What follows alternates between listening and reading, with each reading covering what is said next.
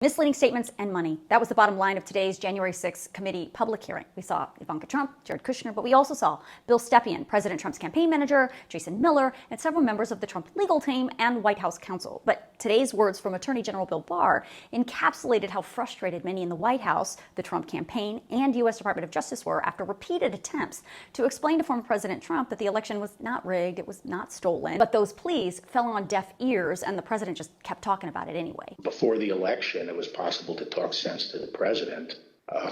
And while you sometimes had to engage in a big wrestling match with him, that it was possible to keep things on track. But I felt that after the election, he didn't seem to be listening. I was somewhat demoralized because I thought, boy, if he really believes this stuff, he has, lost contact with, he's become detached from reality. Barr talked about all the voter fraud accusations that were just sort of flying around at the time, and even talked about the lack of actual credible evidence in the movie 2000 Mules. The former White House counsel talked about the allegations of voter fraud and Dominion voting machines from Rudy Giuliani and Sidney Powell and others. What they were proposing, I thought was nuts.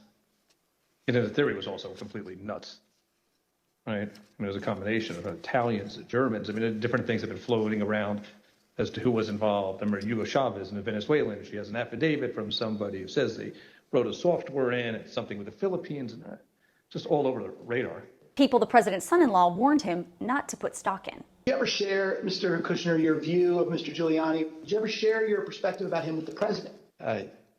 Yes. Tell me what you said. Basically, not the approach I would take if I was you. Okay. And how did he react? How did President Trump react when you shared that view with him? We said, I have confidence in Rudy. The committee ended the hearing today with testimony about the enormous fundraising effort that took place by the Trump campaign after the election. Now, the fact is, fundraising is a legal part of our democratic process. There's absolutely nothing wrong with fundraising. The committee, though, said after the election, the Trump campaign sent fundraising emails about something called the Official Election Defense Fund, a fund that raised about $100 million in the week after the election and about $250 million in total. But the campaign insiders say the fund never really existed. I don't believe there is actually a fund called the Election Defense Fund. Is it fair to say that the Election Defense Fund was another, I think we called it a marketing tactic? Yes.